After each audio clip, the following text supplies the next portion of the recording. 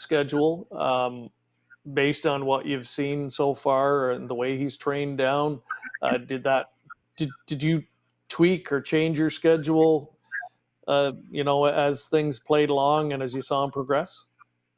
Well, I've told our clients from day one that to expect this horse to be ready for August. He's ready now, but he's not ready to be the horse I was envisioning him in August being for sure. It's just, he's trained in 2 minutes, coming out in 57 seconds the other day at Mohawk. He was very good, but that's a long way from, and Blake can tell you this, there's such a thin line between really good horses, and just run-of-the-mill horses. And I don't think you're going to see Braemar's best foot forward until August, until he's got 4 or 5 starts into him. And will he go to Pennsylvania? Will he stay here? It's still extremely fluid, even now that we talk about it 2 days before his qualifier. I really don't know which way we're going to go. We have alternate plans for him, and depending on how he feels in the qualifier, how he comes out of the qualifier, that'll determine what happens next. Will he go to Pennsylvania, or will he stay here for a little while? I think everybody's anticipating the later portion of the 2-year-old year for him. So, to be honest, the qualifier on Friday was unexpected, but maybe ahead of schedule. So I would say his schedule, him specifically, would be very fluid at this point still. Okay.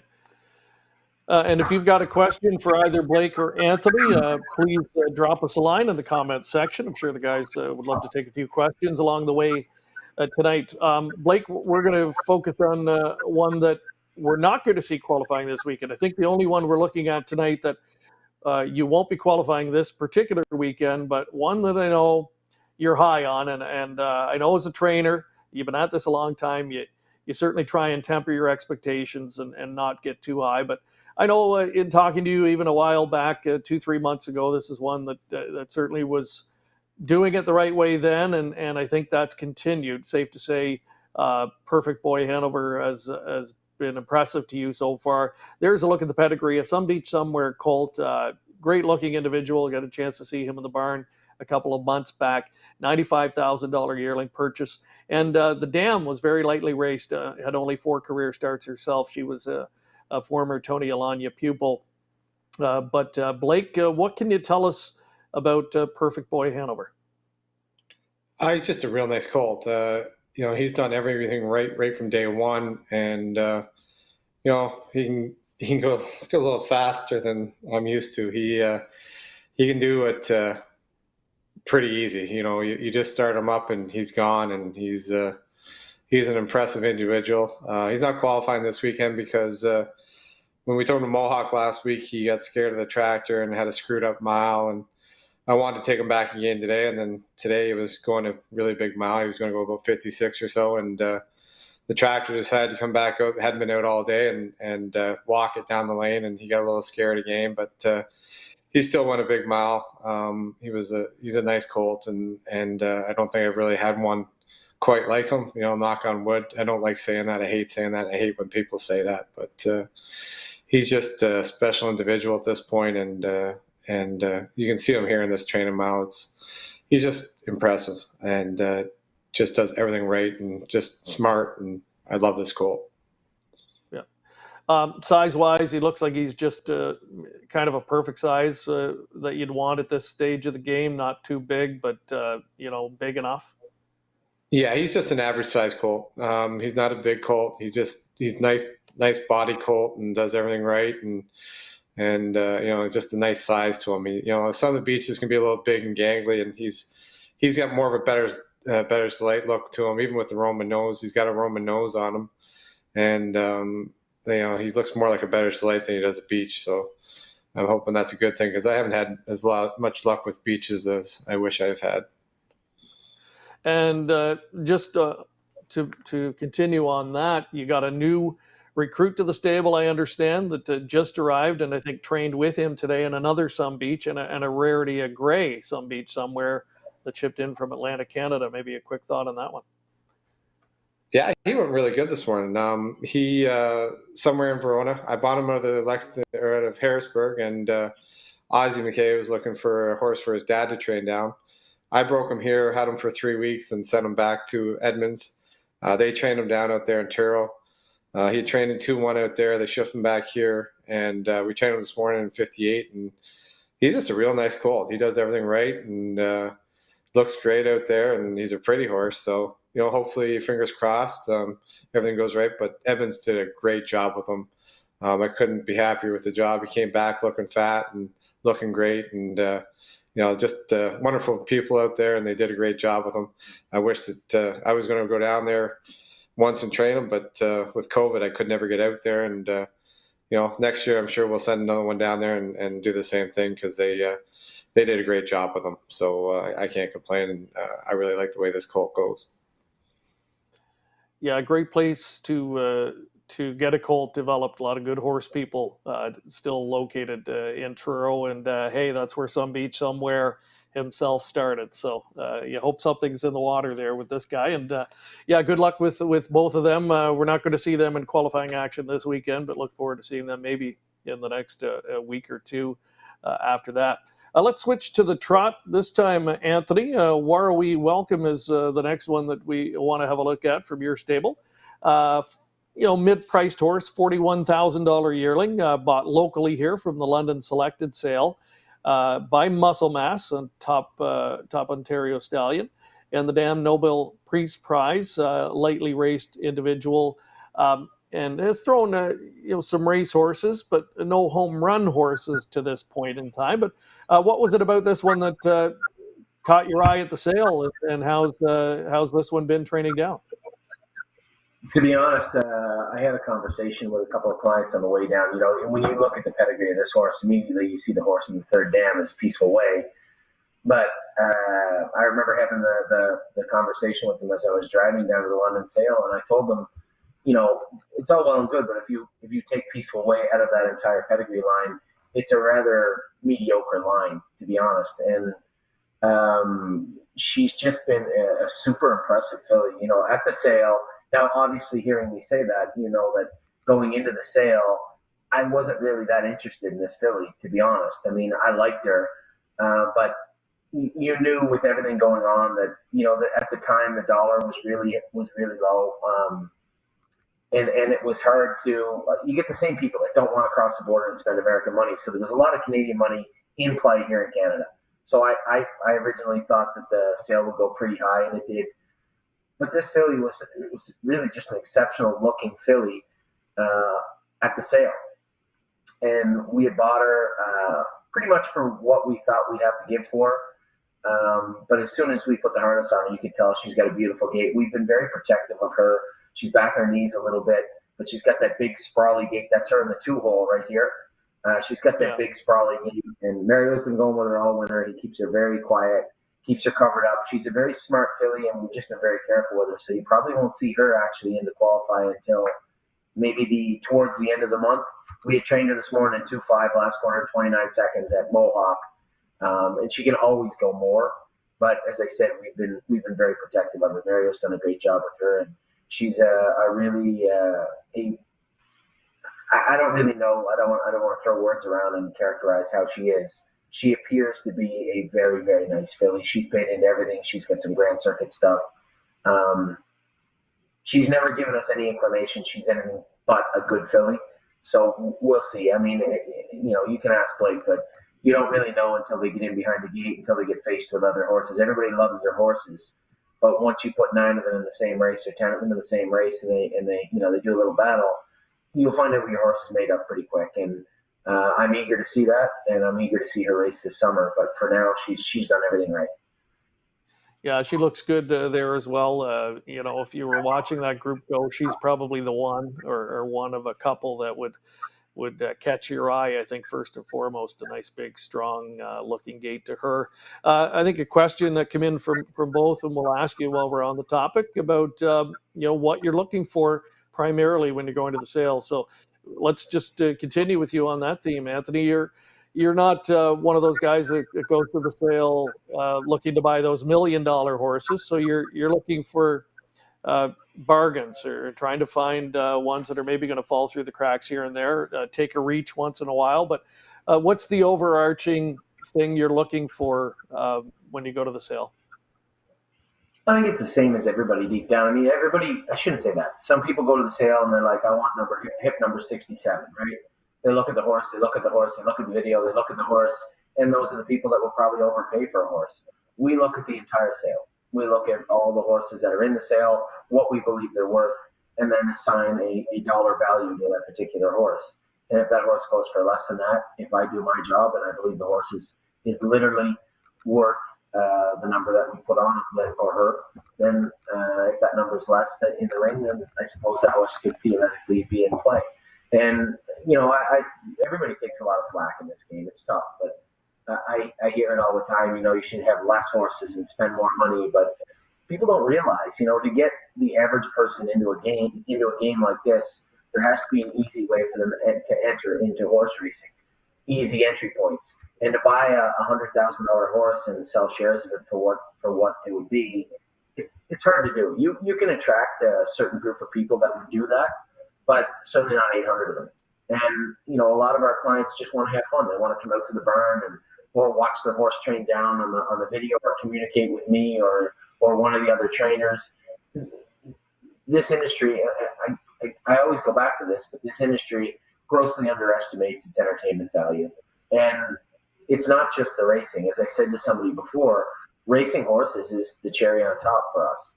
The entire process getting from the sale arena to the racetrack, well, that's something different. That's the experience that most people are looking for. And sure, it would be great to follow that up with wins. And, I know Blake's had a great run the last few years, but he's been at this a long time too. And he'll tell you that, there's a lot more valleys than peaks. And if you can find your way through those valleys and enjoy the peaks when you find them, then it really turns out to be a great game. And by buying horses the way we do and attracting people the way we do, I believe it just takes a lot more stress, and it allows people off of us and off of them, and it allows people to enjoy the game the same way we did when we fell in love with it. And Blake, has anything changed for you in terms of your approach to buying yearlings in, say, the last 5-6 years, where, as Anthony said, you've had a good run, your stable's become more prominent on the Grand Circuit and in the various stakes jurisdictions, but has your core approach changed in any way when it comes to buying yearlings? Well, obviously it has.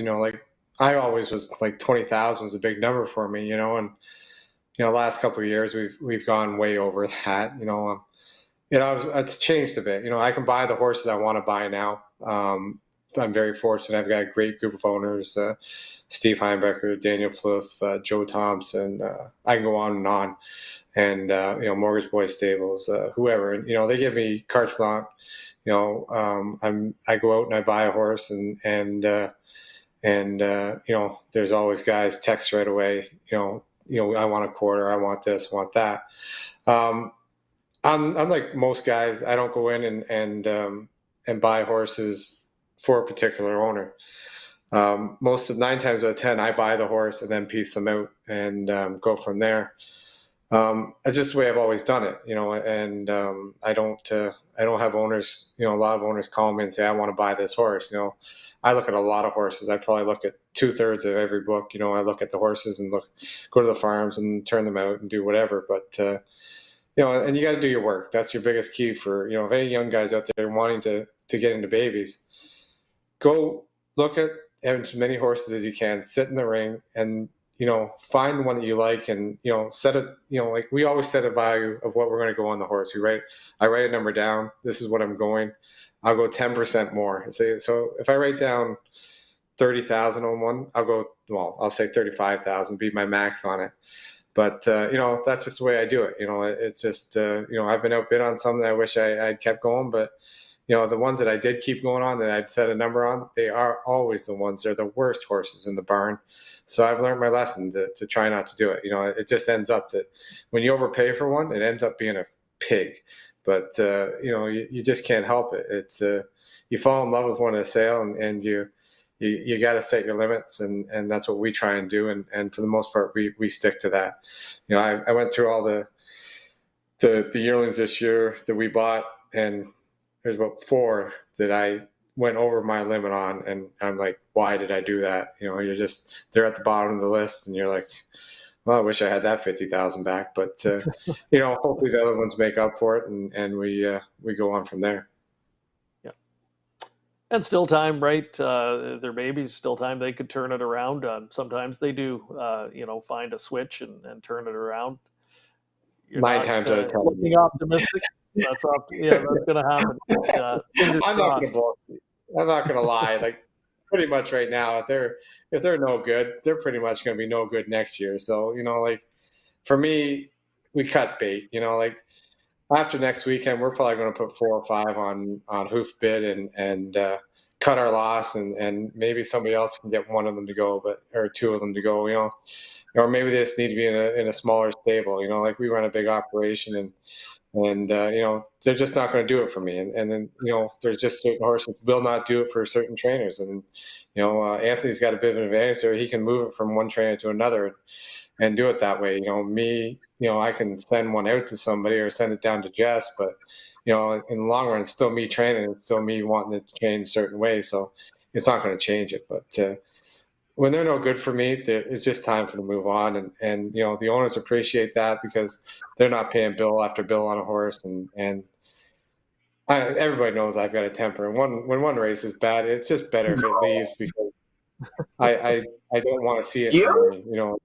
Yeah, I know. Yeah, me. Yeah, but it's just if I don't like one, there's no use of it being in my barn because it's just not going to perform the way it wants to, the way it needs to go. And we've had horses go on, and good luck. It just doesn't go with my program, and it's time to move on. So it's just better for me to let them go. All right, let's go to our first trivia question of the night, and then we'll come back and talk 2-year-olds again in a moment. Anthony posted his career best single season win total back in 2011. How many wins did Anthony have that season in the driver's seat? Was it 318, 387, 459, or 522 wins? Anthony's best season in terms of wins from back in 2011. If you think you know the answer, leave it for us in our comment section. And as always, tonight at the end of the show, we'll draw one of the names from the winning answers at random for a $25 COSA gift card. And again, thank you to COSA for providing the prizing for our trivia segment once again. Blake, another one to look at from your stable next is called Black Tie Bash. And we'll give you a look at the particulars on this one. Again, Black Tie Bash is, I think, the next one we're going to have a look at here in a moment. Sired by Chapter 7 from Daylon Mermaid. And, of course, we know the Daylon horses and production level that has come from that barn over the years. This is the first foal of the mare, and she is a sibling to the $2 million winner, Daylon Magician, and the $600,000 winner, Daylon Miracle. This guy went through the Lexington sale, another mid-priced purchase here for $50,000. And how has this one been training down? He's been training good. He can get a little excited the odd time when you put him on front like I did here, but he's got a lot of go, and he wants to go. He's got the talent, that's for sure. He can touch a knee a bit, but other than that, the good thing about him is he's New York and Lexington eligible, so we'll be able to send him down to Lexington to race on the big track as well as race him in New York. He's got a lot of talent to him and a lot of speed. Greek's going to go with him on Friday, and he'll be able to rein him in and keep him a little quiet, and he can go like the wind. Yeah, you can see there he's got a quick turn of foot. So you said there's a lot of talent, a lot of speed. Are there still some other things, though, that have to be ironed out before you think he'll start to show his full potential? Yeah, he needs to just learn to be a little, I'm driving him here like Anthony drives, putting him on the front. But he just... True. I want to sub-question to the one, how many wins was his most wins? How many of those wins were on the front that year too? Because I guarantee you 90% of them were. But he just needs to learn to sit in the hole a little bit better. But Greek will get him to calm down. He's got quiet hands, so we'll be good that way. And again, let's go back to that point we asked Anthony earlier. I'll ask you the same question. When trying to pair drivers with horses, I mean, what are the considerations that come into play when you do that? Well, when I got one that needs woke up or needs a little bit more aggressive, I go with Dougie. When I got one that needs to be raced a little conservative or needs to somebody a little quieter, I go with James. And trotters, I always try and get Greek. He's getting old, and he's turned into the new Trevor Ritchie, just sort of specializing in trotters. He's gonna be so mad at me for that comment. But anyways,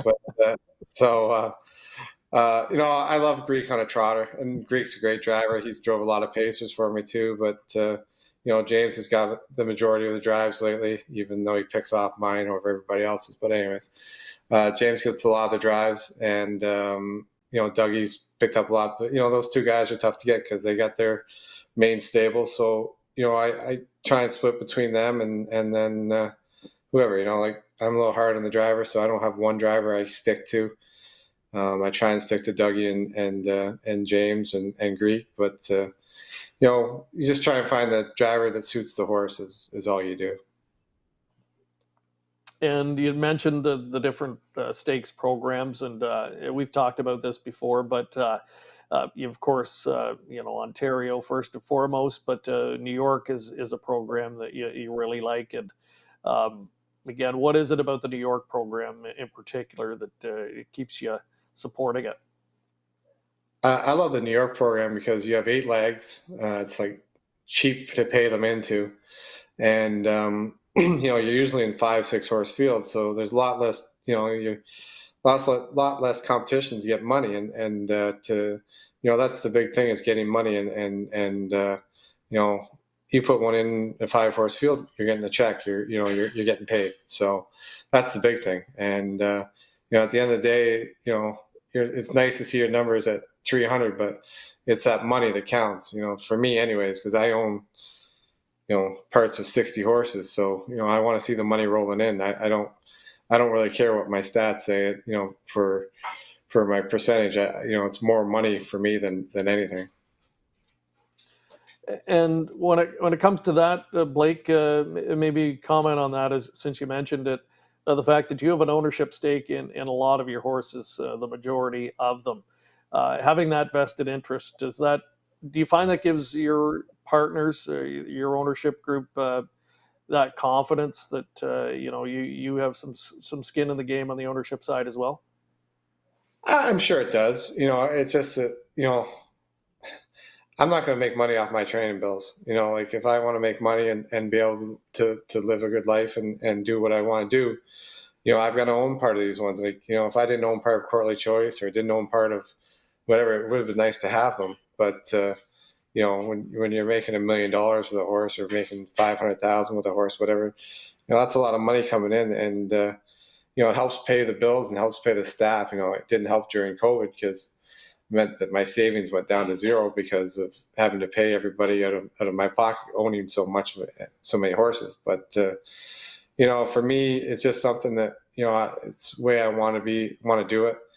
And it does help my owners to know that I believe in myself and believe in the horse that I bought for them to come in with me. And we do take some outside horses, and just not a whole lot of them. Like Winback will send some, and there's a couple here and there. There's one colt this year that I couldn't afford to buy in on, but other than that.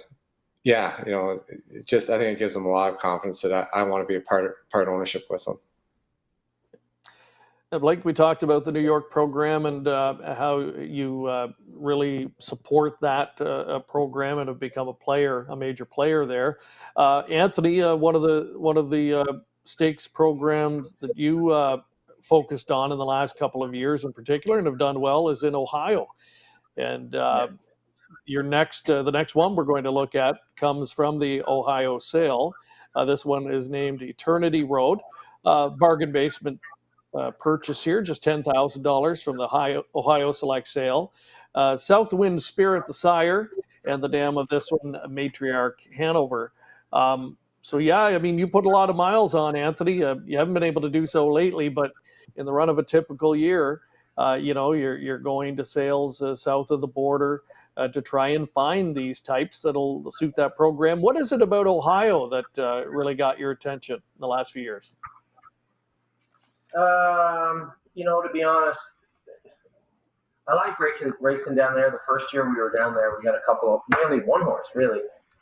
She did well, and we sold her right away. And I remember leaving the state with no horses left to race there. And I said to my wife, Jesus, the people down here are really nice too. It's a lot like here. It's a lot like home, where people they appear anyway, generally interested in how you're doing and excited when you're doing well. And, to be, you know what I'm talking about, Greg. You get that small town mentality where it's not like the Meadowlands. And take nothing away from the Meadowlands. I think everybody wishes they could race the Meadowlands, but it's feast or famine there, right? It's dog eat dog, and in Ohio, it's just always pleasant to race there. The people are nice, and the racing's nice. This colt,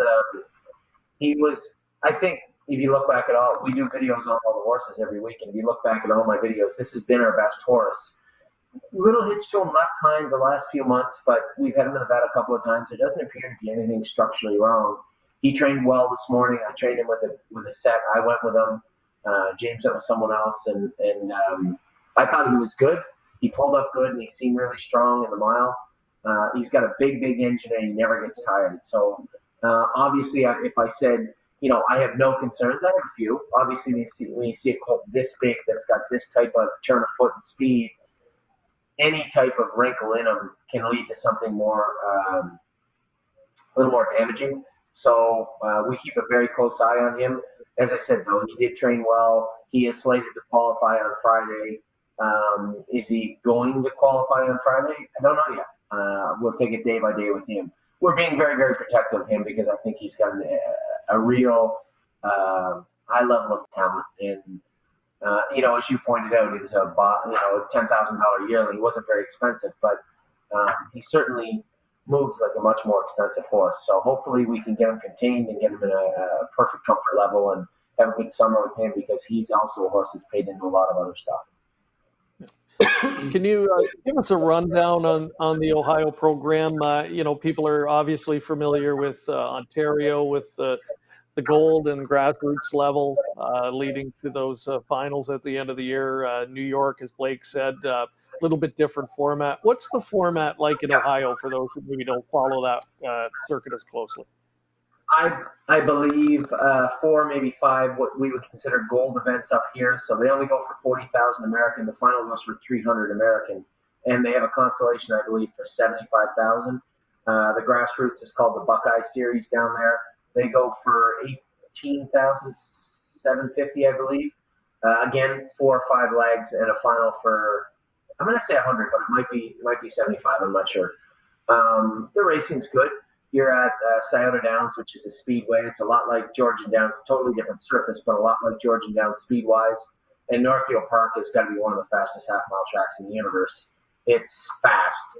And I think we took our 2-year-old trotters down there last year for the first stake races. We had 4 in. We had 3 wins in a second, and I think the second filly Globetrotting went 57-3 out of the 8-hole. You can win into the 8-hole on a half-mile track. 1, you've got a pretty decent horse, but 2, it says a lot about the track, and they call it the whatever line turns or whatever, but they can march around it. It's fast. Yeah, for sure. And you get a chance, as you said, to travel to the different fair venues, which are a lot of fun. So it's kind of grassroots racing, but at a big league level. We've got a viewer question. One of Blake's owners, Steve Heimbecker, writes in, does he think he'll win the NA Cup before or after the Leafs win the Cup? Take your time. It's a tough question. That is a tough question. A fellow diehard Leaf fan, Blake is. What do you think? I'm hoping I win the Cup before they win the Cup. But we'll see. We got 3 eligible this year, so I think we're going to lose to Columbus in the first round. So I'm hoping we win the cup this year and get lucky, but we'll see. And how are you doing that way? I mean, it's one thing to be away from racing, but you're also missing your sports. And I know you're a big sports fan. How anxious are you to get some professional sports back up and running? Well, right now, I just want to race. That's all I'm worried about. Is racing right now.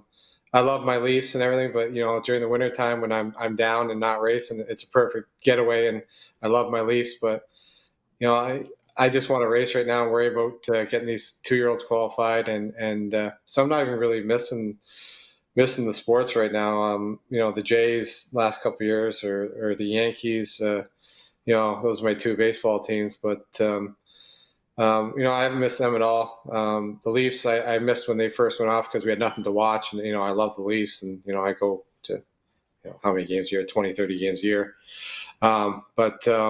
Right now I'm just happy to be back racing, and that's all I'm concentrating on, and that's all I'm worried about right now. Yeah, for you, Anthony, on a personal level, 120 plus horse stable that you're running both sides of the border. You've got a fractional ownership group that has really exploded, and you're asked to speak about that all over the world as well. You've got some young kids at home too that I'm sure are getting active in different things. So how do you manage all of that? Amy plays a big role, to be honest. When it comes to the kids, they come to the barn all the time, and they're both interested in horses, so that's cool. Ava likes dance and whatnot, and Ollie likes baseball and hockey, and it's fun, man. The one thing I love about the stable is that for the people out there that drive all the time, you drove you were referencing the year 2011, right? As the year was the biggest year, I had the most wins. I think if you go back and look at that year, I had just a tick under 3,000 drives, which if you take no holidays, no nothing, that averages about 7 point something races per day, every day, nonstop, all year. And as a driver, you love that, right? But when you have a family, it changes. Everything changes. And when I was a kid and I was driving all the time, nothing mattered more than racing horses every single day. You remember back in 2011, 2012, all the tracks that were open. You raced everywhere, twice a day, and it was a lot of fun. But having a family is different. And the thing that I love the most now, which is really going to be impacted this year negatively also, is jumping in the car with my family and going to Ohio and Pennsylvania for the week, right? We usually race in the Meadows. Opening day for stake season for the 2-year-olds is usually July 4th weekend in the Meadows, Ohio, both Northfield and Scioto. So I would race the Meadows in the afternoon, Scioto at night, maybe Northfield the next night, back to the Meadows. It's a lot. It's still a lot of driving. There's 2 hours in between those tracks, but being able to stay in a hotel with a pool and having the kids swimming and go to the batting cage the next day, it's a lot of fun. Like it really is the centerpiece of the McDonald family calendar, is being able to be on the road and just experience all those different things, right? You think about it, everybody likes to travel, but you don't always get to experience all the things, right? The kids know that in Ohio, they know where the restaurants are, they know where the batting cage is, and it's a lot of fun for us. And both Amy and I, and we really enjoy it. This year is going to be a bit more challenging, but hopefully as the year drags on and things try to sink back into some form of the new normal, as they say, we can find some solace in that, hopefully. Yeah. All right, let's continue on with our look at the 2-year-olds. A Better Game is the next one we want to look at from Blake's stable. This one, a son of Better Than Cheddar from the Damn She's Game. This one, a homebred, and is slated to qualify this weekend. The mare She's Game, a daughter of the Ponderosa, she was a solid race mare in Pennsylvania. Herself earned about $250,000. And again, a homebred. This particular one is a homebred of Winback Farms. And this mare has produced a couple of $100,000 winners over the course of her career. A Better Game, Blake. How has the game been so far for this one? Actually, on the online auction, on OnGate, the yearling auction, I know it says it's homebred, but she's not. She was bought for $7,500, I think, on OnGate. Hot Racing owns her. I own her. Ridgeway Racing and John Niziak own her. She's just a real nice filly. She's done everything right her whole way down. This is her sitting last right now. Francis has his filly in there, Twinbee Sunkiss, and that's a nice filly as well. Yeah, she's just done everything right. And, for a $7,500 yearling, she's my cheapest one. And I think she's probably my best filly right now, at least. She's just a game little thing. She's still got ear hood on and mini bit, but I'm just sitting on her here, and I let her pace the last eighth, and she can really fly. Better Than Cheddar, still a relatively new stallion in North America. What do you like in terms of what you've seen from his offspring to this point? We had that case over Lemma last year, and we've had Better Moon on over. We've had some nice colts and nice fillies out of them. Cheddar was such a tough horse and game horse. He's probably, he was never supposed to race, and he raced, and he just a game tough horse. I loved that horse, and that's part of the reason I bought Courtly, was because of how much I like Cheddar.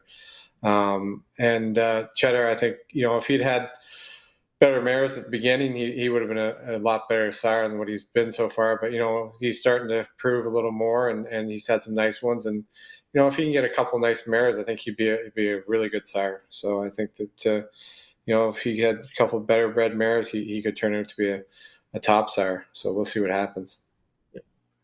And I guess if there's a plus side, when you've got your buyer's hat on, the fact that Better Than Cheddar's, you can be had for reasonable prices at the sale, and you can get some of those bargains that turn into really good ones. So a better game. Looking forward to seeing that one hit the racetrack this weekend in qualifying action.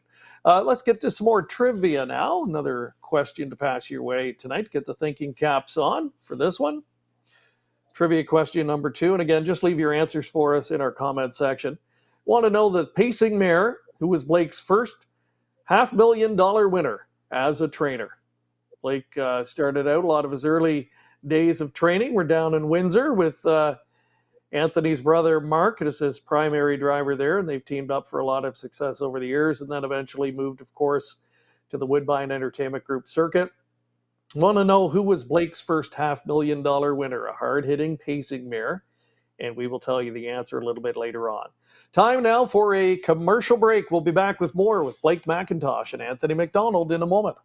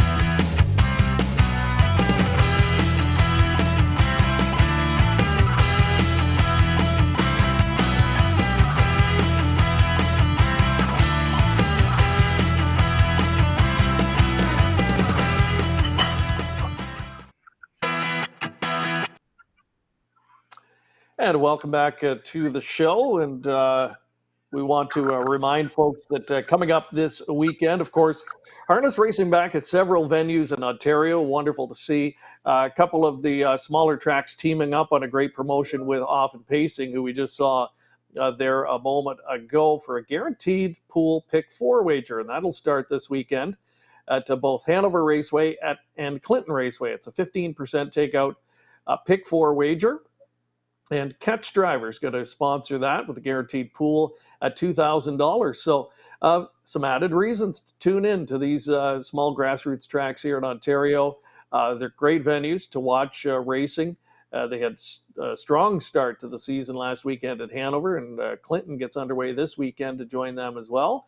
And they'll team up for that. And both tracks offer live streaming of the signal. You can watch and wager through HPI Bet, of course.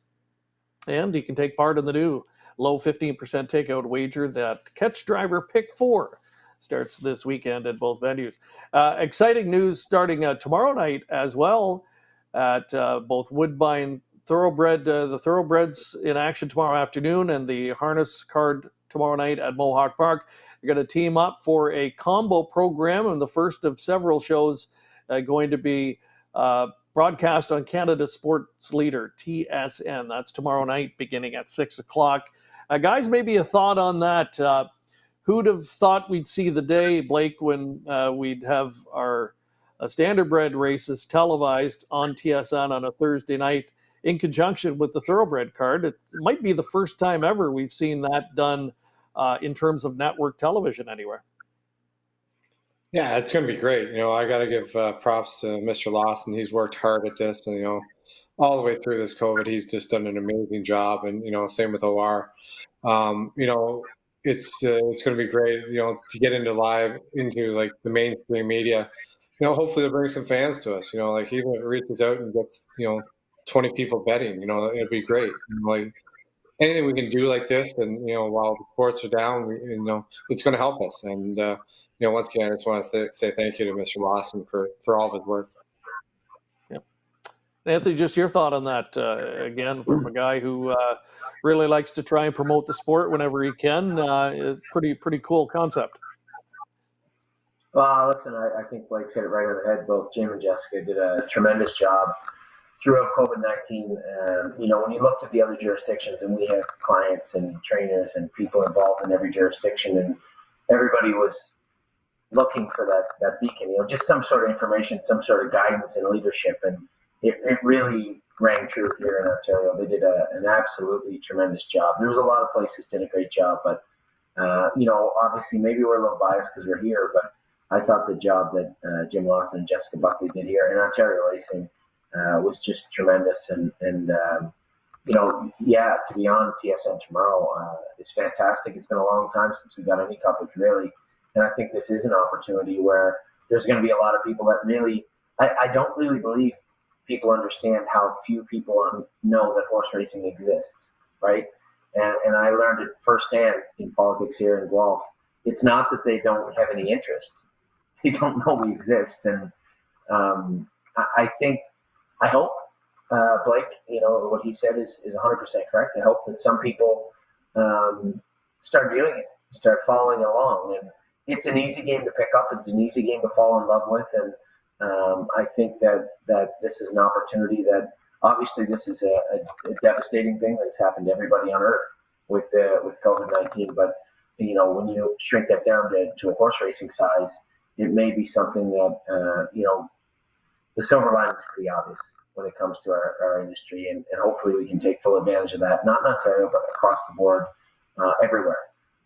There are no other sports. There are people, as you alluded to with Blake, that he loves his sports. Well, there's people like Blake all over the world, and they have nothing to watch right now. And we're going to be on TV, and this is our opportunity to, as they say, seize the day.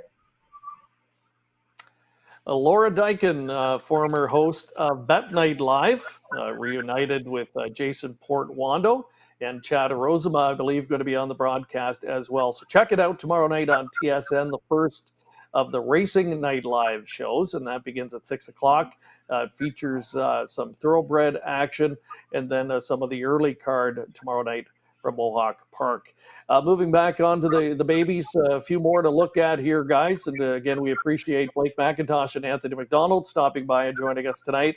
Anthony, the next one we're going to look at from your stable is called No Free Lunch. Great name. This one, a son of Sunshine Beach, who's, I think, certainly had an impact early on in his stallion career here in Ontario. And the mare Simply Marvelous. She was a familiar face among the pacing ranks on the WAG circuit for a number of years. This particular group of the stable has Daryl Kaplan of Trot Magazine as a part of the ownership group, I believe. Is that right?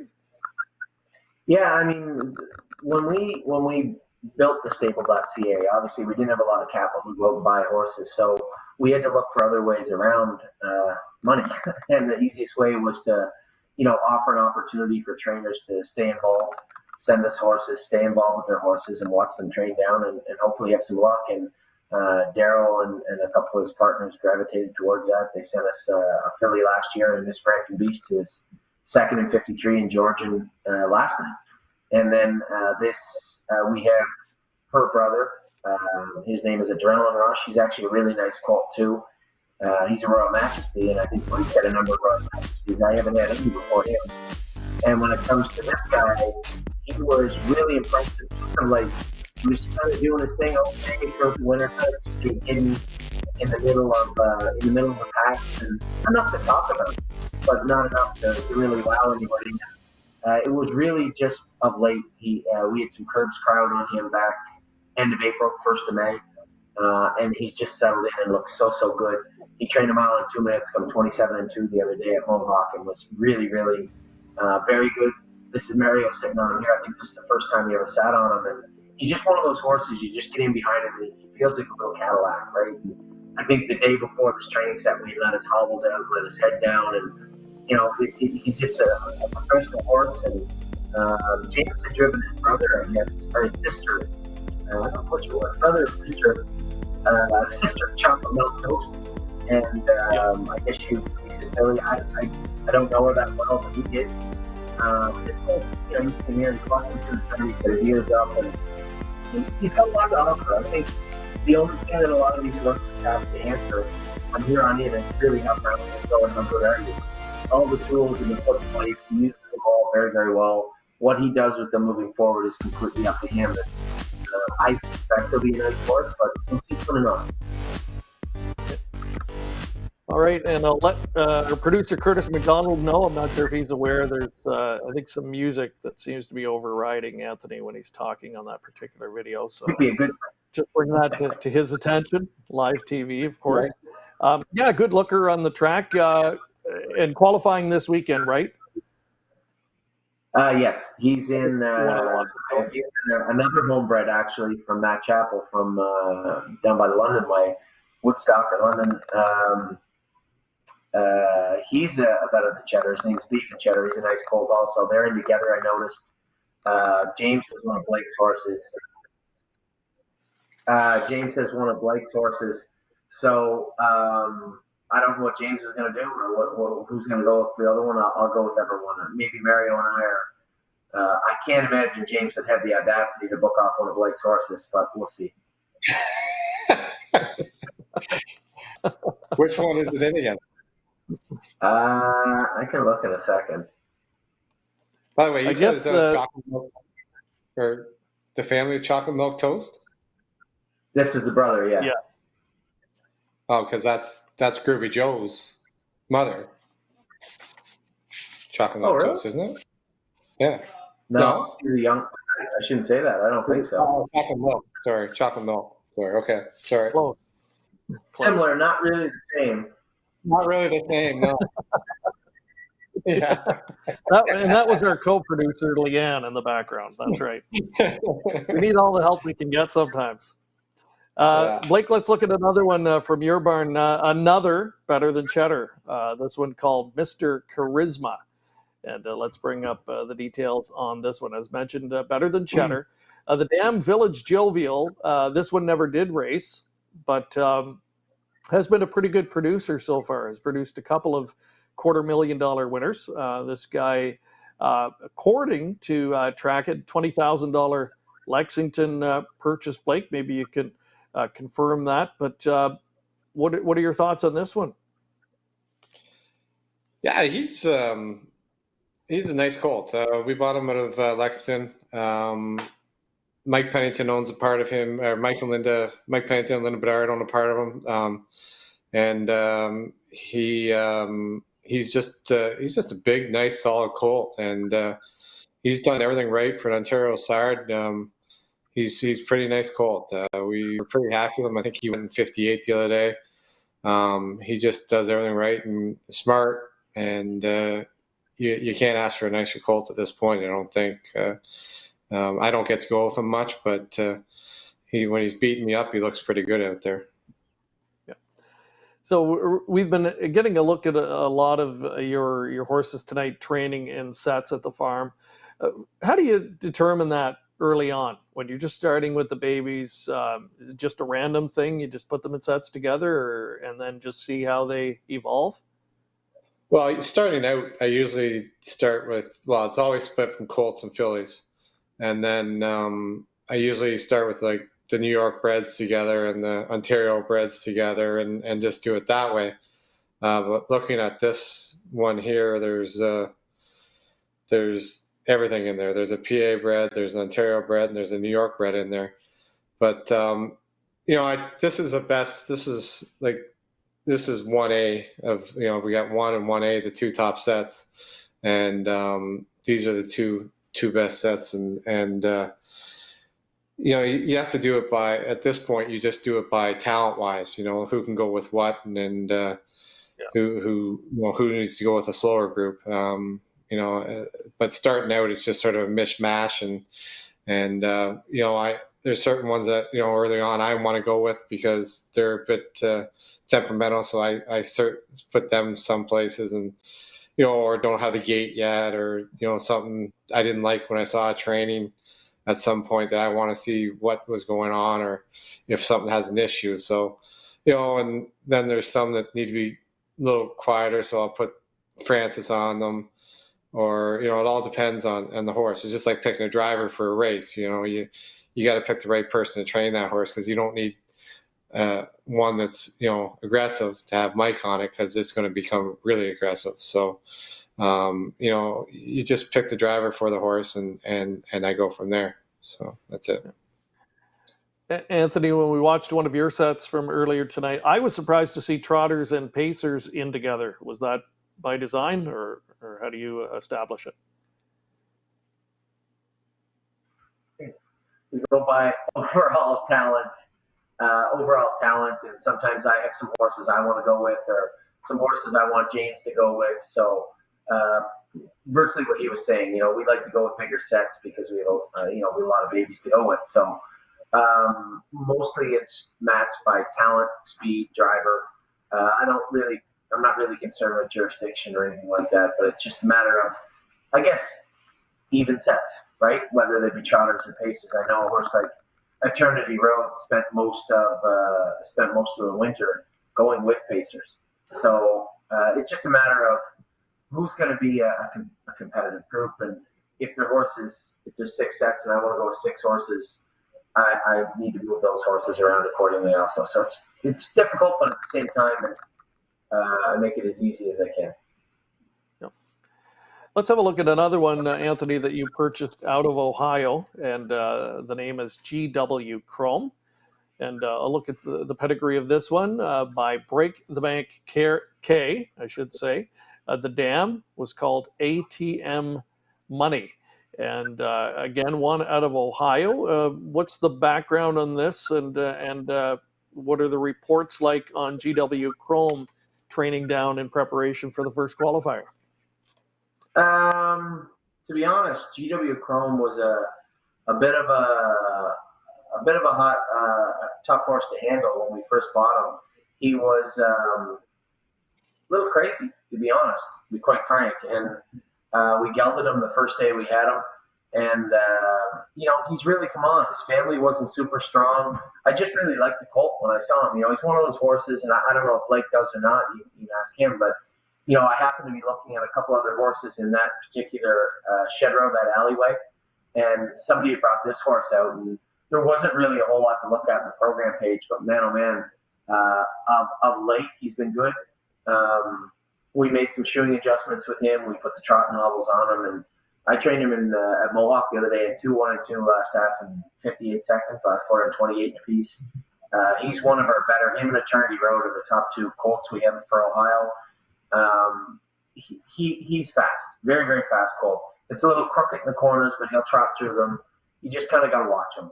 And, him and I get along real good. I like going with him. He's a flashy type horse. He's really quick, but he loves his work, and he makes it real easy to go with him, and real easy to like him. He's just a likable sort of horse. And you mentioned Anthony. He was well. You called him crazy. You didn't pull any punches, and a little bit tough No, to handle in the early days in the breaking process. You don't hear that as much anymore. How different is it breaking a yearling and a youngster now versus say when you first started in the game as a youngster? wow. Wow. When we were breaking babies in PEI when I was a kid, it was a process, right? They were, it just seemed like, they were tranquilized in the bush and found in the fields or something. They were crazy. And, you would never be able to break them the same way. We had 60, 61 babies we broke. Every single one of them would have been in the jog cart the first day. They all would have jogged. Within a couple of weeks, you would be able to see something in those horses, whether they hit the gait, hit their pace, or their trot. You would be able to move them in sets, and you would never, ever, ever be able to do that. And over the last, I would say, over a decade ago, a lot of it is the farms. Blake's affiliated with Winback Farm, and I know, when you get their horses, you can hook them in the jock cart. You can go out, that they've been worked on and they've been prepped properly for the sale. A couple of these homebreds you get, not so much. But, dealing with people in Ohio, there's a lot of Amish people in Ohio, right? So this guy was sharp. He was, that's kind of what drew me to him was just the mannerment about him. You could tell that he was, as I said, he was crazy, but maybe there was something in there. And as we got him training along, it took a long time. I'm not so certain he was that smart, but to be honest, he loves his work. He loves his work, and he'll do it all day. And now that he finally gets it, he understands what his job in life is.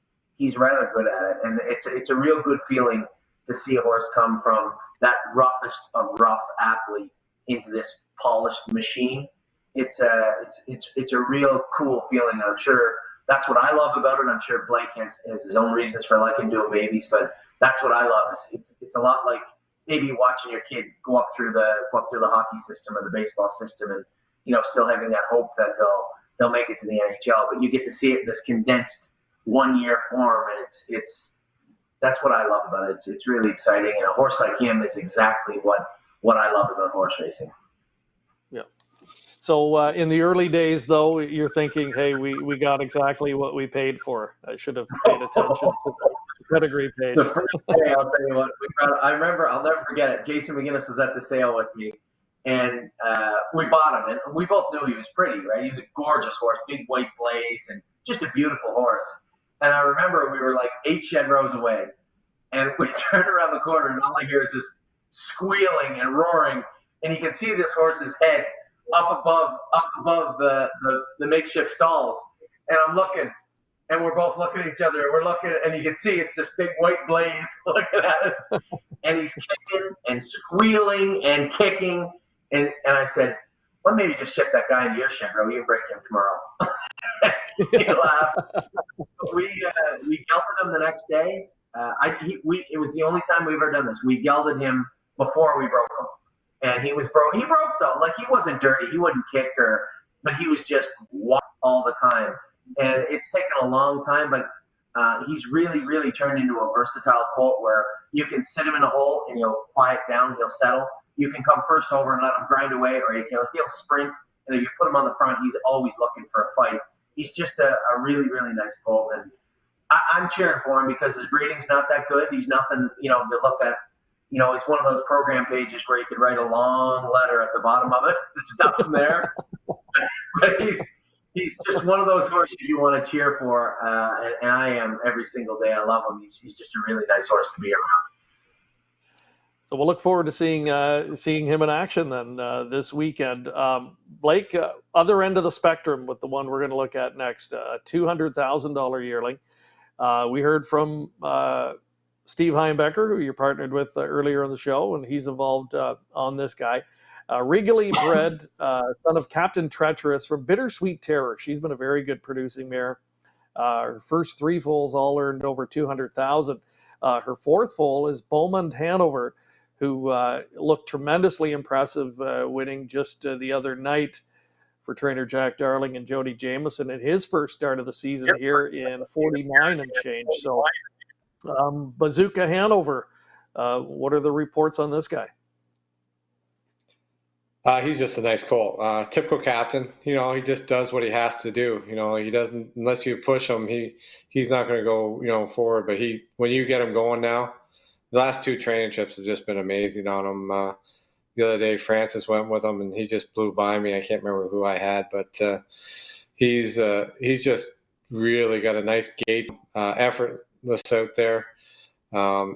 His brother beat us the other night. I called Jack after the race and see if there's a price on him, and he never got back to me. So I guess that's how much he thinks of him. I had a couple guys really interested in him, and he hasn't got back to me on selling him. So that's not like Jack Darling not want to sell one. So I'm hoping this guy's just as good as him or a little better.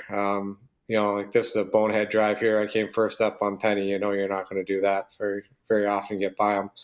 But he just goes forward. If you ask him to go, he goes, and he's got an effortless gait on him, and you just look on there. He's just got a nice reach to him, and does everything right. And Steve went and stepped up and bought him for me, and I'm appreciative of it, and I think we got a nice one here. I think he'll be a great little colt, and I think we'll make some money with him for sure. And you hear these stories all the time, Blake, of horses when they were training didn't show anything special, and then suddenly there was maybe a particular day, or they got down to a certain point and they flip a switch and really surprise the trainer in a good way. Have you had anyone do that this year? Has there been one that's as you started, you weren't that high on, that's improved as you've gone along? Well, you won't know that till you qualify them, really. But the biggest one I can think of the last couple of years is Groovy Joe. Like training down last year, he was just a horse, and then all of a sudden, the time before we qualified him, we took him over to Mohawk, and he flew home. And then first qualifier, he flew home, and next qualifier, he won, and then he just went on to be a good horse. That's the only one I can say at this point, from last year. This year, I've got a couple. I said as Victory Move, he's really improved a lot. And this colt, he hasn't really improved because he's always sort of been there. But since we've gone speed, he's just carries his speed very well. And, you ask him at the top of the lane and he just scoots. So, that's just the Captain Chetris way, like they're not like the beaches, which can get a little hot, a little rangy. The captains are a little more controllable and a little more push button. Like when you ask them, they go, and every time you ask this colt, he goes forward. So that's what I like about him. Anthony, let's switch gears once again here. This one's called Won My Heart Hanover, a $19,000 yearling purchase last fall at the Harrisburg sale. Son of Sebastian K from Who Took What. Who Took What, a really top-level trotting mare in Pennsylvania, winner of, I believe, close to $700,000 in her career, and like a preferred type trotter there. How do you like this trotter so far? I like her a lot. We were just talking about, I like GW Chrome because he's such a good-looking horse. But this filly, we had some Sebastian K's last year that showed talent, but they were a little hot. And for whatever reason, I decided we were going to. I went and looked at a number of horses out of the Hanover consignment, and this filly again was one that really wasn't on my radar. Somebody else had pulled her out, and I remember sitting there and just watching her. I had one pulled out that our group was looking at, and I don't think I paid much attention to the one that I had pulled out. I was busy watching this filly, and I bet you I looked at her 6 times between that and then and the day she actually sold in Harrisburg. And she's a very chunky filly, maybe the bigger side of medium. But she does everything right. For Sebastian K, you can sit her in, you can move her. This was maybe one of the only times she was on the front end. And she's just really nice horse to go with. And she's in to qualify Saturday, I believe. Maybe tomorrow, actually. I think the 2 fillies that I love, that Amy takes care of her, and another filly, a Southwind Frank filly named Philly Fringes, they're in together. So I guess I won't be able to go with both of them. But I really enjoy going with this filly, too. She's got a great demeanor and a great way about her, and just a nice filly. Not a lot of pedigree on the dam side.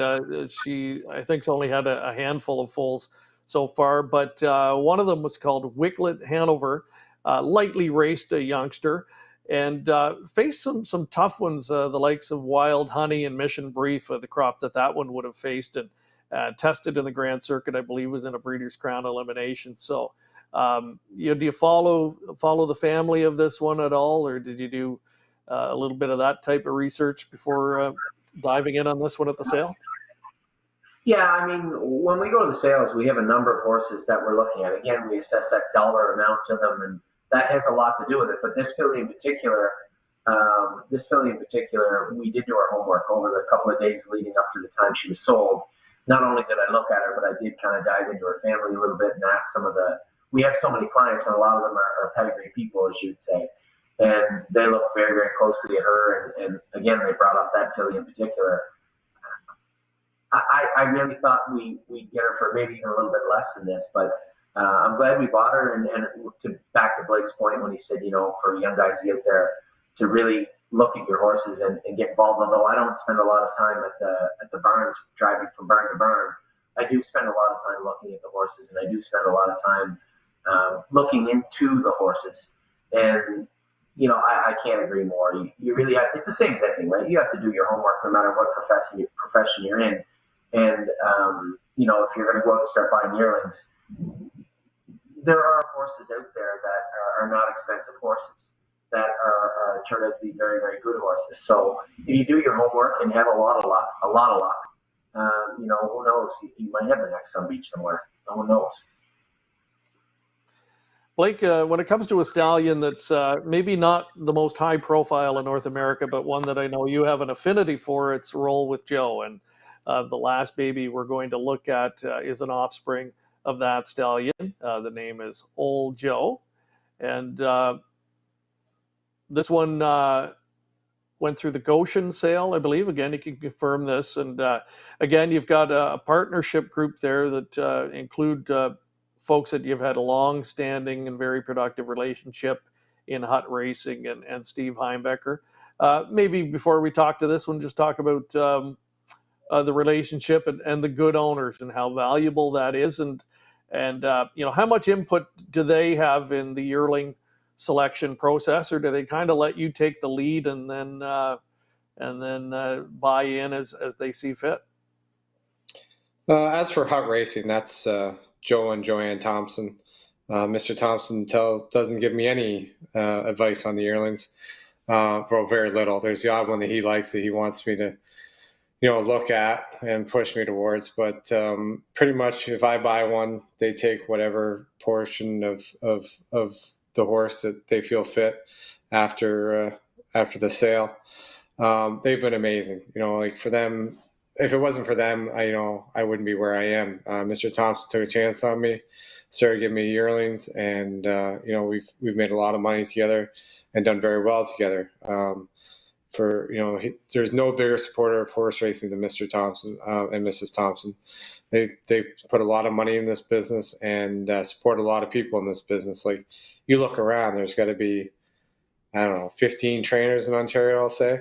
I know there's a lot because I've been trying to get a maiden trotter in for 2 weeks and haven't been able to get it in. And every time I enter, some other guy's got one in there. And I'm like, are you kidding me? Like, come on. But, they own a lot of horses and they support the business good. And Steve's been with me for a couple of years now. And he's put a lot of money in the business. He doesn't always have with me now. He's with Nancy, and he's bought in with Tony on some, including Maverick, and then he's got some with Casey, Nancy. He's all over the place now.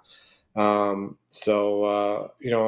owners are so important to us. Like I'm always honest and upfront with them, and they know when I don't like one, and that's the biggest thing, is to be honest with them. If you don't think you're going to make money with one, just tell them, and they want to move it somewhere else, then they'll, good for it. Like Mr. Thompson has no troubles of moving a horse 4 times. He loves his horses. Like if you tell him you don't like one, he has it out of the barn and gone to another trainer. And it's better for me and it's better for him. It just there's some people get along with different horses, and if I don't get along with one, I can tell you first week probably, if I'm not going to get along with a horse. But as long as you're honest with the owners, you'll keep your owners for a long time, I think. Old Joe, let's get a quick thought on this one as our final 2-year-old that we're going to look at. Do you have another groovy Joe in the barn, perhaps? Okay, I'm going to go out on a limb and tell you right now, I haven't trained this horse since, I'll say, December. We were going, maybe January. We were going, and he pulled up and took out another rider, and I said, I will not sit behind this horse again. And Francis has gone with him, and he tells me that this is a good horse. So this horse is on this video because of Francis. So if he's no good, there's no blaming me. But Francis is telling me how good this horse is. So, he's been impressive, and he looks good out there and does everything right. But I have not sit behind this horse since December because I do not get along with this horse. So, if this is a good horse, it's all because of Francis Dumichel. If he's a bad horse, it's also all because of him. So, but he likes him, and he thinks he's the real deal. So, we'll see. Like, he's got a nice gait and everything, but he scared me that first day, and I haven't sat behind him since. So that was enough. I'm getting old. I'm not like these young guys. When we go down, I don't bounce up like I used to. So, that's all him. So we'll see what happens on Friday with him. And Blake, when you say you don't get along with a particular horse, like literally just a personality conflict where the horse just for whatever reason doesn't take to you and doesn't behave the way you want it to? Yeah, it. Like when you're sitting behind it and it's doing something that it shouldn't be doing, and I go out and I see Francis getting along with it, there's no use me sitting behind it because him and I are just going to fight, and I'm going to lose my temper, and one of us is going to lose. And 9 times out of 10 is going to be me, and I'm going to get hurt or something. So, it's just better let Francis go with them. And, some people just don't mix with some horses. I don't care who you are. You do not get along with every horse. And anybody that says they get along with every horse is a liar. I don't care who you are. So, I'm going to tell you the truth, and that's the way it is. But, like I know the ones that I should go with, and I know the ones I shouldn't go with. And, I did not get along with this horse. And there's another filly in the barn that was a homebred needing off the grid. And her and I did not get along. Like, she would break on me, and Francis could get her around, or anybody else could get her wrong. With me, she would make a dirty break around the last turn, and, I'd have poop in my pants. And I said to the guys, I'm just not taking her anymore. Somebody else can take her. You just know the ones that you do not get along with. And, I've lost my nerve out there. Like, I'm not the same guy, driving. Like, we used to push our way out and be, like Anthony out there. Now I'm sitting, you'll see me in the video sometimes 3 lengths off, for crying out loud, worrying about what's going on in front and then charging for home. But as I said to the owners, like, you don't want me driving your horses every day because, they're not going to have a shot. So, but, in the training miles, but, it just, some horses get along with it. Some horses don't, and I'm at the point now where I've got enough guys working for me that I can find people to get along with certain horses because, some people hold lines different and, just the way in their mouth, they can feel it in their mouth if you like them or if you don't like them, or if you can get along with them, and that's just the way it is. That's why it's key to have good health. What'd you say? That's in with that was in Oldie Joe is a colt that's in with no free lunch. That's He's what fast. I say, James. Yeah. Yeah, he's fast, and James will get along with him. Like, he's got a lot of talent. He's beat up on me a couple of times, and I haven't sat behind him in forever, so I don't remember. I think I jogged him once in 4 months. I think I jogged him last week. I came in the barn and there was nothing else ready, and I said, "Oh, give me him. He looks good out there. I'll take him." He jogged good, but I've never trained him. And I won't train him. So, when he leaves here, he'll go down to Jess. Jess will train him. So, it's just the way it is. I don't get along without training. So, but Francis does and loves this colt. And he wanted to buy a piece of him, and I said, I'm going to keep my 30%. So, but we'll go from there. You'll be as anxious to see him then in action as the rest of us, obviously. So, I can't wait because I'm going to stand right beside Francis, and if this thing doesn't win the qualifier by 4 lengths, I'm going to say, I told you so. But if it does, I'll just walk away with my say, oh, it's a nice horse. I knew he was. But There you go. Well, guys, that's going to do it for our look at the 2-year-olds. And we're going to have another trivia question here first. And then we're going to come back and just get a quick look at a 3-year-old that each of you are just getting back into action that I think, have you both excited for the prospects this year as well. But before that, our final trivia question of the evening. Want to know how many 2-year-olds were entered for this weekend's baby races at Woodbine Mohawk Park? Again, we'll have a portion of those 2-year-old qualifiers going tomorrow in amongst that qualifying session, and then all 2-year-old races on Friday morning. And we want to know how many 2-year-olds total were entered over the 2 days. And if you've got that answer, again, leave it for us in our comment section. So again, we've been focusing on 2-year-olds primarily tonight, but want to have a look at an exciting 3-year-old prospect for both of you. And Anthony, we'll begin with the trotter, Globe Trotting, one that was a force last year for you in the Ohio program. Maybe talk about just the season the horse had last year, and then we're going to get a look at one of the highlight races. Yeah, she was a little, I wouldn't say unexpected. I liked her from day one, but she didn't really put it all together until we really got to the races. Her first lifetime start, she was a winner at Georgian Downs in 2 minutes. And then we raced her out of the 8-hole in Northfield, and she won quite handily in 57-3 her first start. We knew she was a talented filly, and to be honest, she was probably one of the best ones in Ohio last year. She got picked off by Chris Beaver's filly, Kiki Mora, in the final. Aside from that, she was probably one of the top horses in the whole division. A couple of times she made breaks and cost herself some money, but would have got up over 200,000 and made US had she not done that. She was a really talented filly, really strong. We brought her back. We thought she was training back well. We didn't really know when anybody was going to start, so we weren't in a big hurry to get her ready immediately. And then Ohio got ready, and she ended up getting a little infection. She got a cut in her leg and an infection in it. And she was really, really close to not making it to this Friday's Sire Stakes. She's in this Friday in Ohio.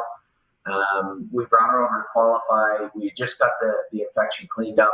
She didn't have a ton of work into her. She had a mile and 59, maybe 9-10 days before this qualifier last week. And, if you'd put a gun to my head and say, what's she going to do today? I don't know. I could tell you. I didn't know whether she'd qualify in 59 or make a break. Or it just seems like this filly, she's just one of those horses that when you put her behind the gate, everything else disappears. And she was so strong in the qualifier. The earplugs ran a mile 56. She was wrapped up, and I was shocked. I guess deep down I wasn't, because I got a good look at her last year and her kind of work ethic and demeanor. So I guess deep down I wasn't shocked. But coming off the track, I definitely had quite a smile on my face. She's been a real, if you ask people on social media, she's the only good horse we've ever had. So I guess she's definitely been a good horse for us. And she raced in the Breeders' Crown elimination last year. If you go back and watch the video, Blake, I did not force my way out. Had I forced my way out, I would have made it into the Breeders' Crown final. But she's just been a real delight for us, and been a real great ride for a lot of people that are involved with her. So we're lucky for her. We're lucky for the clients, and I can't wait for 2020 and for Friday. Hopefully she does well. She drew the far outside, which has not been great for her in her career at that track in Scioto. But we've Trace Dietrich is driving her, and hopefully they get along good together. Yeah, one of the up-and-coming drivers certainly is Trace, and trying to follow in the footsteps of brother Tim, obviously, and making a great name for himself as well. You mentioned that Ohio Sire final from last year, where she got picked up in the very final strides. We'll take another look back at that. Really good effort from Globe Trotting on this night from last season again, super final night there at Northfield Park. They're off and trotting and looking for the lead is Uncle Peter's Love. Along the inside, Kiki Mora as they move around the turn. Over there to be in third is Globe Trotting. Fourth at the rail, Guinevere Hall. Getting away in fifth is Spin That Money. Then we find Lima Gold, Compass Rose DC, the early trailer. Moving up the back stretch for the first time, Uncle Peter's Love is the leader. Globetrotting is moving up to the outside by the opening quarter in 27-4 as they move on into the turn. In there to be third, Kiki Mora. Over there, fourth is Guinevere Hall. Spin That Money is fifth. Over there to be sixth is Lima Gold with Compass Rose DC. They'll circle the turn and move down here to the half. And out there with that lead, it is Globetrotting. Over there in second is Uncle Peter's Love. Kiki Mora is third. In their fourth, Guinevere Hall. Further back to Lima Gold. Then it's Spin That Money. And the trailer is Compass Rose DC, the half in 56-2. Traveling on and around the turn, Globetrotting is the leader. Uncle Peter's Love in second on the outside. Kiki Mora off stride at the back. Spin That Money. They're into the back stretch. On their way to three quarters, Globetrotting still the one. Kiki Mora's up on the outside. Uncle Peter's Love in third. Guinevere Hall is fourth with Lima Gold. Three quarters, 1:25-3. Moving around the final turn, Globetrotting still the one. Kiki Mora's on the outside. Right there, Uncle Peter's Love. Three wide, Guinevere Hall with Lima Gold. They're at the top of the stretch in the Ohio Sire Stake Championship, and it's Globetrotting turning first. Onto the inside is Uncle Peter's Love. Outside, Kiki Mora. As they come to the wire, Globetrotting, Kiki Mora. Kiki Mora, the champion filly here in 1:50. So yeah, you're right, Anthony. You could see the fight in her, despite big fractions on the front end and less than ideal track conditions that night. She gave it everything she had and almost held on. You were saying off camera there that there were some circumstances that night that you think maybe led to her being a little bit hot under the collar early. Well, I mean, the two biggest circumstances were it poured rain and they scraped the track bare, and then I didn't drive her very good. I think those were the two overarching factors in her defeat. Uh, she was a handful. You know, when you're driving horses, you know, when it comes to trotters, you know, obviously rule number one is keep them trotting. When you're driving hot horses, and she wasn't usually hot, and I think it was kind of precipitated by the track being bare. You know, you got a lot of pressure going in. I had removed on the two favorites, and I was comfortable where I was at, but she was, usually when she made front, she'd settle, and in this particular night, she wouldn't. And the whole thing going through my mind through the race was, you know, for the love of God, don't shut her air off. And I was trying to get her backed up, and you know, Erin came first over and beat me fair and square. But yeah, she's got a ton of fight. She's just a real beautiful filly to sit behind, and she's not the best gated. You know, she will bump a knee once in a while and get into herself, but as long as you kind of, it almost seems like you find a good line on the track and let her do her work, man, oh man, she can really fly. And she showed it at two. I think she tried her last three quarters in 1:24 and a piece in the Breeders' Crown elimination. And just, she's a nice horse. She's, you know, I haven't had a Courtney Choice or a world champion, but, you know, we've had some good horses, and she's right up there. Well, good luck with her Friday night in her first stakes engagement of the season at Scioto Downs. Blake, we're going to talk about a pacer that kind of lightly raced last year. I'm not sure what your expectations were for him as a 2-year-old, but he really emerged and I think turned heads in his qualifier this year, and then followed up with a very authoritative win in his first start back, and his name is A Positive Hanover. Maybe just tell us about the background of the colt and what's led him to where he is right now.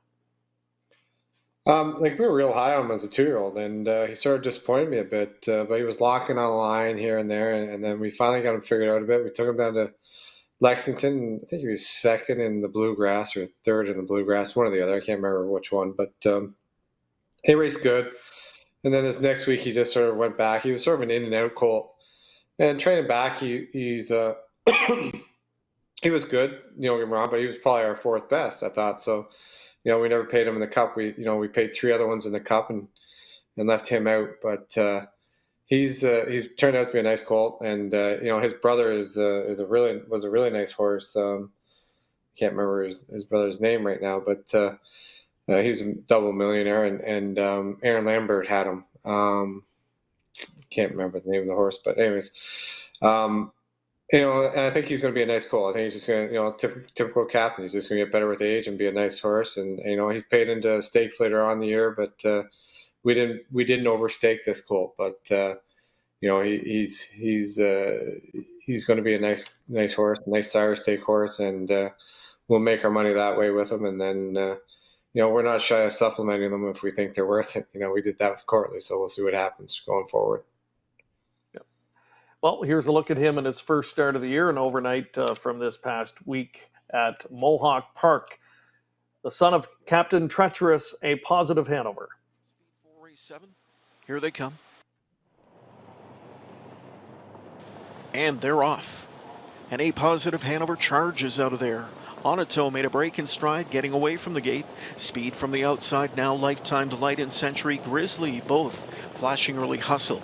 And it will be Century Grizzly for Jameson, that long shot sweeping up to take the lead from Lifetime Delight. Back into third is A Positive Hanover, and towards the rail fourth is One for Julius. An overland trip into fifth early for Play the Ponies, and sixth away is Night Watchman. So the opening quarter is 28-4, tepid first quarter speed set by Century Grizzly. He's on the lead going into the backstretch. Second at the rail is Lifetime Delight. Just a matter of time before McDonald hit the throttle, and here he comes charging with A Positive Hanover.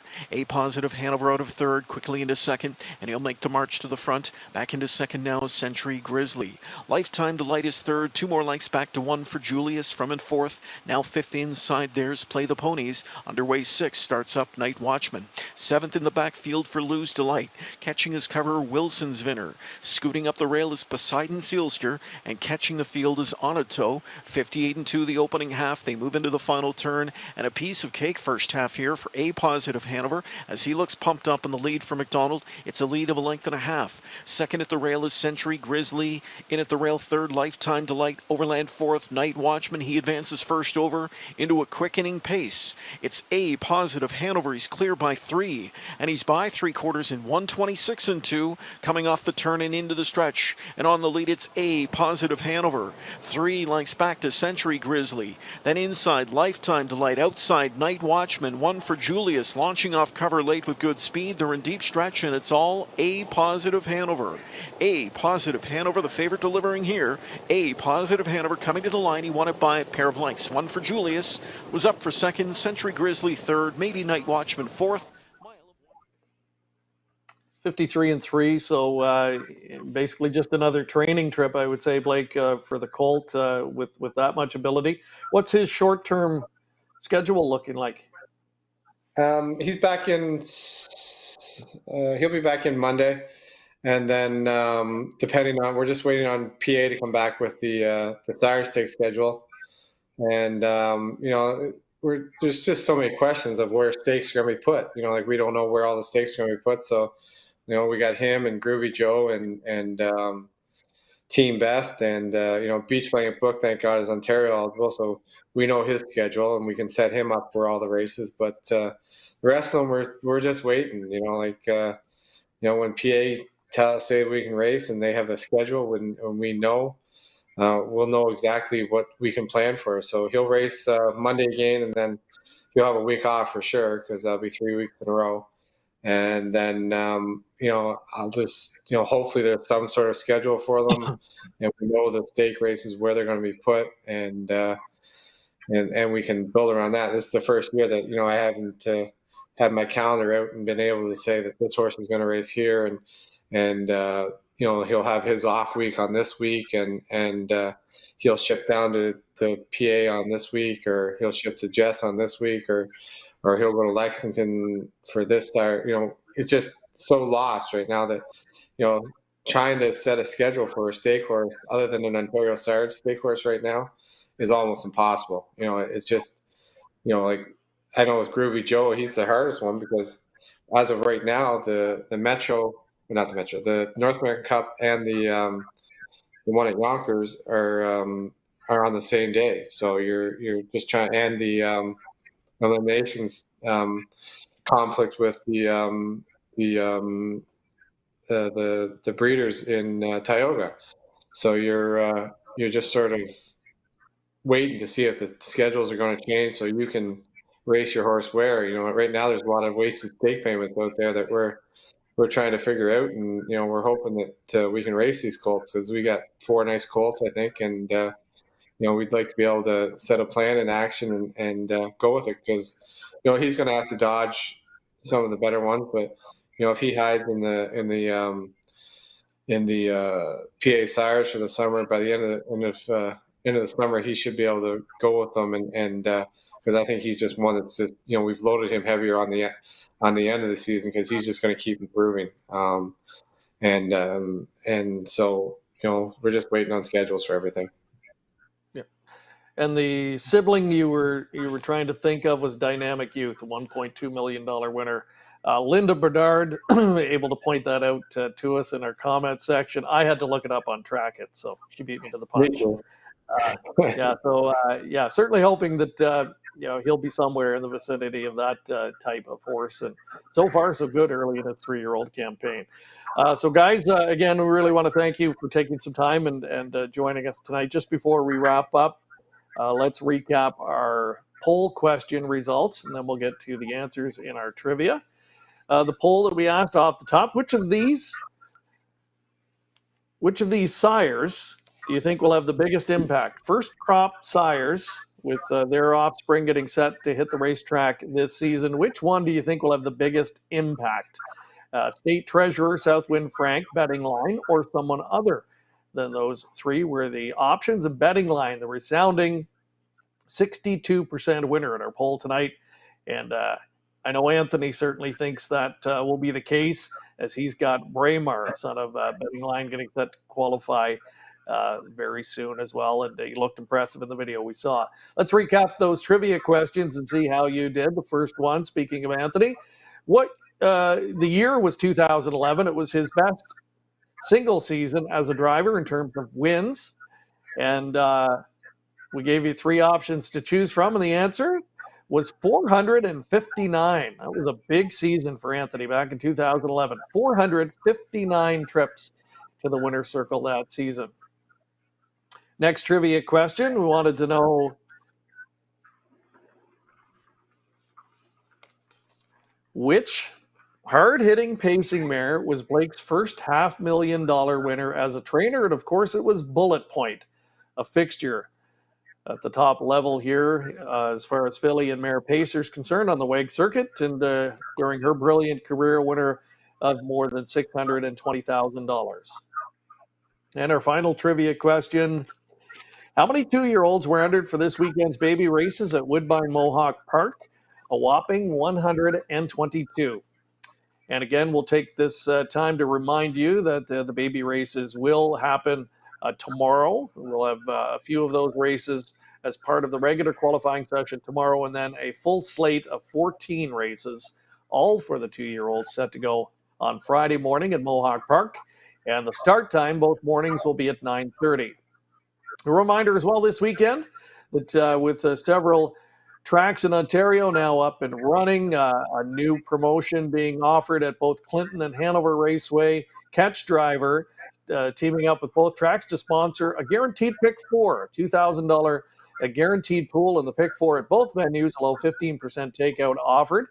You can find out more details at both tracks' websites.